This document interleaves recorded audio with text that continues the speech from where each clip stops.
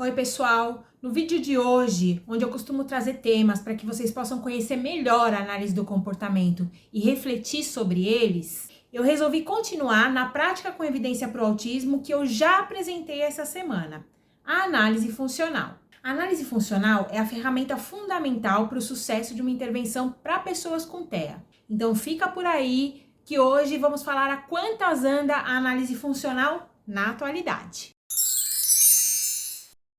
O meu nome é Ellen Doja, sou especialista em ABA e pesquisadora de práticas baseadas em evidências para o autismo.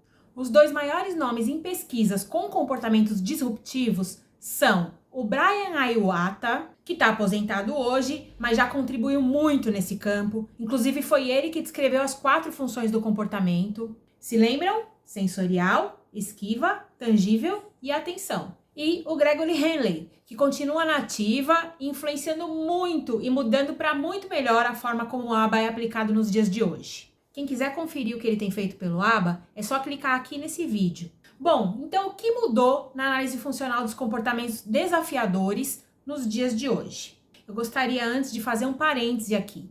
Existem vários tipos de análise funcional na literatura e também outras funções para os comportamentos, mas as que tratamos aqui são as principais e mais utilizadas. Mas antes de contar o que mudou desde as pesquisas do Iwata lá nos anos 80 até os dias de hoje, já vou pedir para que você se inscreva no Pratiaba e compartilhe esse vídeo com os professores que você conhece. Espalhando esse tipo de conhecimento que eu abordo aqui nesse canal, nós vamos conseguir fazer a diferença na inclusão escolar desse país. Então, continuando. Lá na análise funcional do Brian Iwata, era preciso testar todas as possibilidades para compreender a função dos comportamentos. Bom, e como se faz isso? De forma experimental.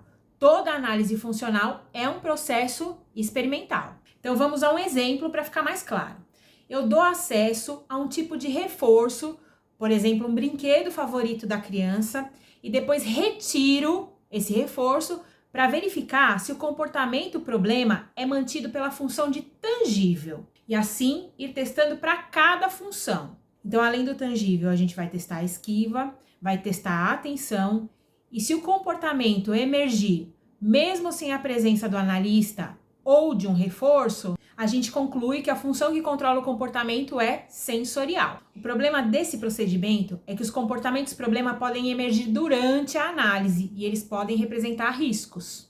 Lembrando que comportamento problema envolve bater a cabeça, se morder, bater em alguém, atirar coisas. Então, por causa disso, muitos analistas do comportamento não fazem de fato ou fazem apenas uma análise funcional descritiva, ou seja, sem experimentação, onde ele acaba tentando deduzir a ou as funções do comportamento, o que vai acabar resultando, segundo demonstram os estudos, erro de avaliação em pelo menos 60% das vezes. O Gregory Henley propõe então que a análise funcional deve começar por uma entrevista detalhada com as pessoas que cuidam dessa criança, que estão sempre próximas a ela. Pais, cuidadores, avós, terapeutas e até mesmo os professores. Um ponto muito importante nessa entrevista é descobrir o que acontece segundos antes de a criança emitir de fato o comportamento problema. Será que antes dela chegar ao ponto de atirar uma cadeira ou bater a cabeça na parede, ela começa a murmurar, se move de um lado para o outro, desengaja da atividade que estava fazendo? O que ela faz segundos antes do comportamento aparecer? O Gregory Henley descobriu que esse comportamento, que acontece logo antes do comportamento problema, tem exatamente a mesma função que o comportamento mais grave. Ou seja, não é preciso deixar o comportamento grave emergir. Basta reforçar esse comportamento que acontece logo antes, que em geral é muito menos perigoso, e assim a análise funcional fica muito mais segura. Porque reforçando o comportamento que antecede, a gente consegue frear um comportamento que seja realmente problemático, como bater, se machucar, morder a ele mesmo ou a um colega, jogar as coisas, enfim. Assim a gente consegue testar as hipóteses e descobrir qual a função com mais segurança. Se o aluno fica ali murmurando, fazendo barulhinhos um pouco antes dessa explosão, podemos reforçar o comportamento de murmurar, que é muito menos prejudicial, dando acesso ao que o aluno quer nesse momento. A gente só não pode ceder quando isso não for possível. quando o que ele quer vai significar risco para ele. O mais importante é sempre a segurança da criança. Quando a gente consegue minimizar os comportamentos problema, a probabilidade de a gente alcançar sucesso com essa intervenção é muito maior. A gente precisa entender que o comportamento problema é sempre a prioridade numa intervenção, porque ele é uma barreira de aprendizagem. Lembra lá da segunda etapa do VIB-MAP? Quem não se lembra ou ainda não conhece, corre lá no vídeo para ver.